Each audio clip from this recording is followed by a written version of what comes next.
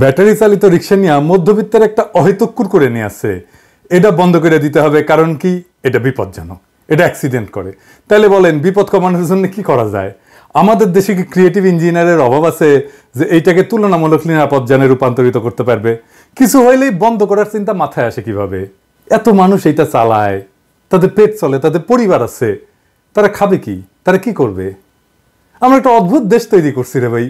Hawker উচ্ছেদ করো, বস্তি উচ্ছেদ করো, ব্যাটারি চালিত রিক্সা উচ্ছেদ করো, যেখানে গরিব সেখানে জুলুম। কি মহা যন্ত্রণা রে ভাই। বাংলাদেশের দুর্ঘটনা কিসে হয় বেশি, সবচেয়ে বেশি? জানেন? জানা আছে 2023 সালে সবচেয়ে বেশি দুর্ঘটনা হয় সড়কে মোটরসাইকেল দুর্ঘটনা।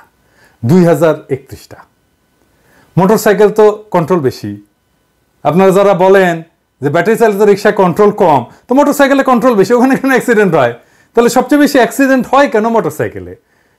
অ্যাক্সিডেন্ট করে এটাই যদি যুক্তি হয়, তাহলে তো মোটরসাইকেল আগে তুলে দেওয়া উচিত, ঠিক কিনা বলেন? একটা সমস্যা থাকলে সেটা সমাধানের নানা ক্রিয়েটিভ উপায় আছে, সেটার দিকে নজর দিই। কিছু হইলেই বন্ধ, তুলে দাও, এটা ঠিক না, এটা করবেন না।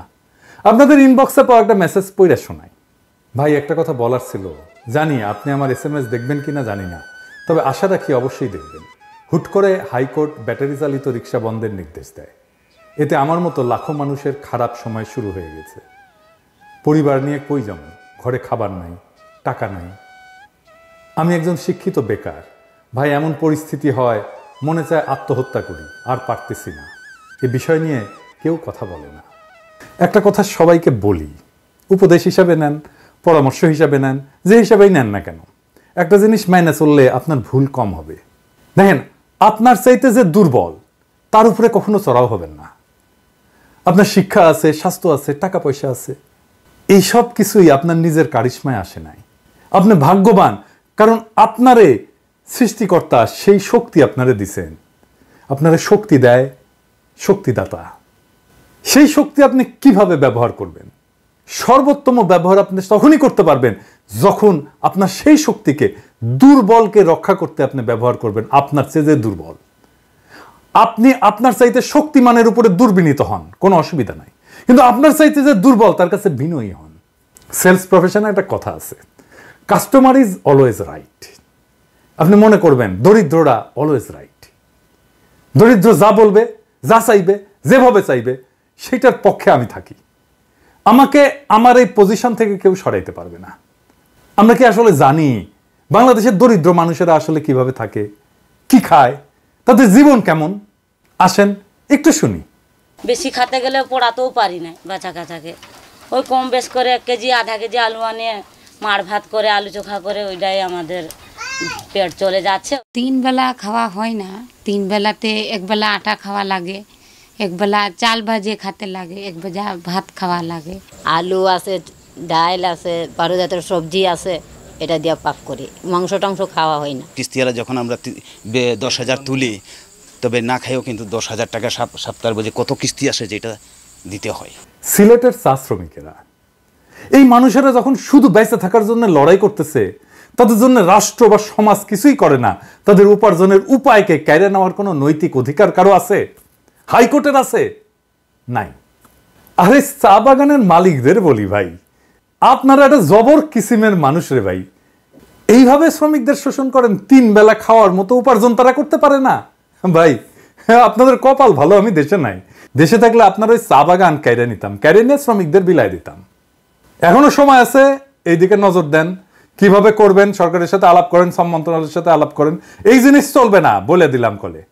ব্যাটারি চালিত রিক্সাকে নিরাপদ করার ব্যবস্থা না হোক, কিন্তু এই ব্যাটারি চালিত রিক্সা নিষিদ্ধ করা যাবে না, পিরিয়ড। এবার আসেন আমরা একটা দারুণ আইডিয়া নিয়ে কথা বলি। বিপ্লবকে কিভাবে আমরা সারা দুনিয়াতে ছড়াই দিতে পারবো, বাংলাদেশকে কিভাবে একটা রিব্র্যান্ডিং করতে পারবো এই বিপ্লবের ওসিলায়। আসেন সেটা নিয়ে কথা বলি। প্রফেসর ইউনূসের সরকারের প্রত্যেক মন্ত্রণালয় তার কাজের মধ্যে দিয়ে জুলাই অগাস্ট বিপ্লবের চেতনাকে অনন্য উচ্চতায় নিয়ে যেতে পারে। প্রত্যেকটা মন্ত্রণালয় না মূর্তি বানায় না, টাকা খরচা করে দিবস পালন করে না, বরং ওই মন্ত্রণালয়ের একটা গভীর এবং জটিল সমস্যাকে সৃজনশীলভাবে সমাধানের মাধ্যমে। শুধু তাই না, বিপ্লবের এই বার্তাকে সারা দুনিয়া পৌঁছায় দেওয়া যায়। এমনকি আমরা দুনিয়ার একটা সমস্যা পুরোপুরি সমাধান করে দিতে পারি। জ্বলন্ত সমস্যাকে একেবারে সমাধান করে দিতে পারবো। এক কর্মসূচিতে অনেক সমাধান। এখন আমার ক্ষুদ্র ভ্রাতা আর ভগিনীরা কবে দাদার মাথা মুথা খারাপ হয়ে গেছে, বাংলাদেশ থেকে দুনিয়ার সমস্যার সমাধান হবে, একটা সমস্যা পুরোপুরি সমাধান, এটা কি ছেলে খেলা বললেই এলো? তাহলে আসেন দেখি। আমি আজকে দেখামু একটা পরিকল্পনা স্বাস্থ্য মন্ত্রণালয় নিয়ে। যথেষ্ট সময় আছে এই পরিকল্পনা বাস্তবায়ন করার জন্য। আমাদের টাকাও খরচা হবে না, বরং আমরা টাকা পাবো।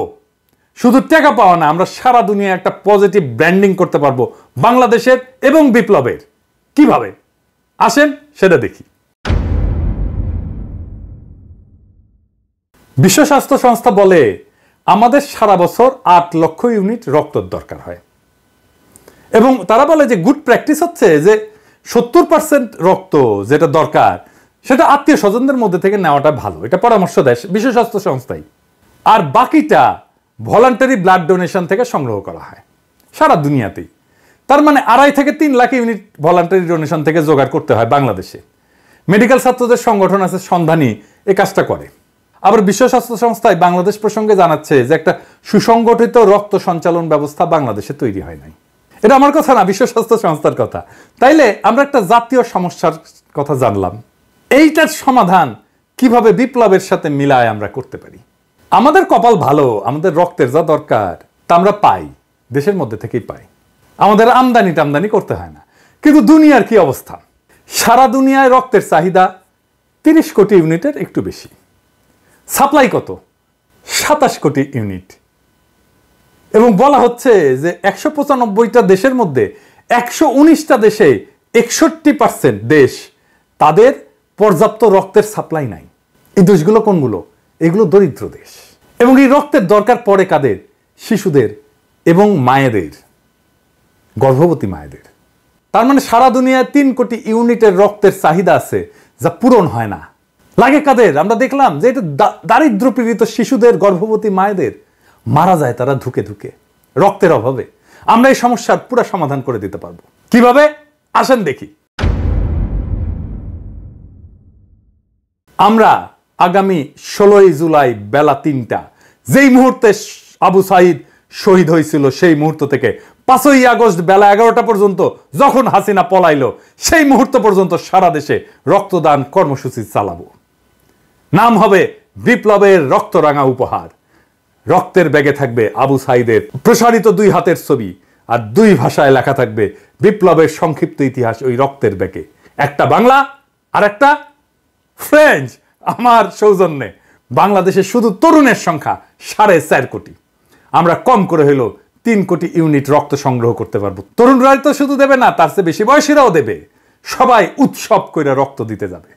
রক্ত দিয়ে সে নিজেকে কানেক্ট করবে 24-এর বীর যোদ্ধার শহীদদের সাথে। সে মনে করবে সে নিজেকে মহাজীবনের সাথে যুক্ত করছে।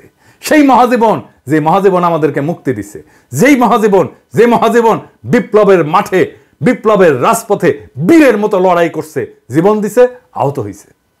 একটা জাতীয় পুনর্জাগরণ হবে প্রত্যেক বছরে ঠিক বিপ্লবের সময়গুলোতে। এমনিতেই নানা অনুষ্ঠান কর্মসূচি হবে এই সময়টা জুড়ে। স্বাস্থ্য মন্ত্রণালয়ের এই কাজটা একটা সম্পূর্ণ ভিন্ন মাত্রা দেবে এই সময়টাকে। আমরা বিশ্ব স্বাস্থ্য সংস্থাকে বলবো আমাদের টেকনিক্যাল অ্যাসিস্ট্যান্স দাও। আমরা বলবো আমরা রক্ত সংগ্রহ করে দিচ্ছি, সংরক্ষণ করার ব্যবস্থা করে দাও, ক্রায়োপ্রিজার্ভেশন করার ব্যবস্থা করে দাও। এত লার্জ অ্যামাউন্ট রক্ত ক্রায়োপ্রিজার্ভেশনের জন্য অনেক লজিস্টিক্স লাগবে। বিশ্ব স্বাস্থ্য সংস্থা আগায় আসবে আগ্রহ ভরে এই কাজটা করে দেওয়ার জন্য, কারণ সারা দুনিয়ার সমস্যার সমাধান হয়ে যাবে। রক্তের এক্সপোর্টের রেগুলেশন আছে অনেক, আমরা বিশ্ব স্বাস্থ্য সংস্থাকে কাজে লাগাই, এই রেগুলেশনগুলো আমরা ইমপ্লিমেন্ট করতে পারবো। আমরা টাইম পেলাম অনেক এই সব কিছু করার জন্য। আমাদের তরুণদের একটা চেক আপ হয়ে যাবে, কারণ রক্ত দেওয়ার আগে একটা চেক আপ করতে হয় ম্যান্ডেটরি। কি কি? HIV, সিফিলিস, হেপাটাইটিস সি আর বি এর টেস্ট হবে। বিশাল একটা স্ক্রিনিং হয়ে যাবে সবার মুফতে। অবশ্য ছাত্রলীগের খাইস্টাগুলো ধরা খাবে। ডাক্তার এসে কবে এই এদিক আসো, সে কবে কি হয়েছে ডাক্তার সাহেব, কবে তোমার তো সিফিলিস, তুমি ছাত্রলীগ করো। হ্যাঁ ভাইরা, দেখেন সারা দুনিয়ায় কি রকম পজিটিভ ইম্প্যাক্ট পড়বে। প্রত্যেক বছর ওই বিপ্লবের সময়টায় একটা কালেকটিভ স্মরণ হবে জাতীয়ভাবে বিপ্লবের ওই রক্ত ঝরা সময়ের। এই প্র্যাকটিস যদি জারি রাখতে পারি তাহলে আজ থেকে কয়েক যুগ পরেও এই বিপ্লবের রক্তদানের ইতিহাস জানবে আমাদের ভবিষ্যৎ প্রজন্ম।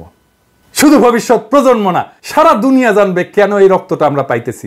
সারা দুনিয়ায় নানা লেখা হবে, নানা জার্নালে আর্টিকেল ছাপা হবে, বাংলাদেশ কি একটা অসম্ভব কাজ করে ফেলছে। যেই কাজ বিশ্ব স্বাস্থ্য সংস্থা সারা দুনিয়া করতে পারে নাই, আমরা সেটা সম্ভব করে দিছি 1 বছরের মধ্যে। কাজটা স্বাস্থ্য মন্ত্রণালয়ের, কিন্তু বিপ্লবকে স্বাস্থ্য মন্ত্রণালয় তার রেগুলার কাজের সাথে একটা ক্রিয়েটিভ ইনপুট দিয়া একটা বৈশ্বিক সমস্যার সমাধান করে ফেলতে পারবে। সারা দুনিয়াতে বাংলাদেশের পজিটিভ ব্র্যান্ডিং করতে পারবেন স্বাস্থ্যক্ষেত্রে। শুধু স্বাস্থ্যক্ষেত্রে না, সারা দুনিয়ায় ছড়ায় যাবে। এটা পত্রিকায় ফিচার লেখা হবে। সারা দুনিয়ার একটা বড় সমস্যার সমাধান করে দিতে পারলে সেটা নিয়ে পত্রিকায়, সারা দুনিয়ার আন্তর্জাতিক পত্রিকায় ফিচার লেখা হবে। সব মন্ত্রণালয়ে এরকম ক্রিয়েটিভ কাজ করা যায়। এই কাজটা যত ক্রিয়েটিভই হোক না কেন, এটা স্বাস্থ্য মন্ত্রণালয় করবে? আমার অনুমান করবে না, 2টা কারণে। যে কোনো ক্রিয়েটিভ পরিকল্পনা তাকেই করতে হয় যে মন্ত্রণালয়কে লিড করে। স্বপ্ন দেখতে হয় লিডারকে, প্যাশন নিয়ে তার ড্রিমকে রিয়ালাইজ করতে হয় তাকেই, লিডারকে। করতে পারলে এই পরিকল্পনা বাস্তবায়ন করলে ভালো, আমি তো খুশি, আপনারাও খুশি। না করলেও অসুবিধা নাই। আমার ক্ষুদ্র ভ্রাতা আর ভগিনীরা দেখলো, ওইটাই আমার লাভ। তারা শিখলো আউট অফ দ্য বক্স চিন্তা কইরা কিভাবে দারুণ সব পরিকল্পনা করা যায়। আমার ক্ষুদ্র ভ্রাতা আর ভগিনীদের মধ্যে কেউ কেউ যখন ভবিষ্যৎ বাংলাদেশের কাণ্ডারি হবে, সেই দিন তারা হয়তো আমার এই আজকের এপিসোডের কথা স্মরণ কইরা দারুণ দারুণ সব পরিকল্পনা করবে। সেই দিন হয়তো আমি থাকবো না, কিন্তু ওই পরিকল্পনার মধ্যেই থাকবে আমার আজকের চিন্তা। ওইটাই আমার অমরত্ব, ওইটাই আমার কালেকটিভ মেমোরিতে বেঁচে থাকা। আমার আজকের ভিডিও আজকের স্বাস্থ্য মন্ত্রণালয়ের জন্য না, আসলে আজকের ভিডিওটা আজকের সেই তরুণদের জন্য, যাদের মধ্যে থেকে আসবে আমাদের আগামী দিনের স্বপ্নের সেই রাজকুমার, যারা আমাদের মতো শুধু নিষ্ফল স্বপ্নই দেখবে না, যাদের সেটাকে বাস্তব করার হিম্মত থাকবে। ইনকিলাব জিন্দাবাদ।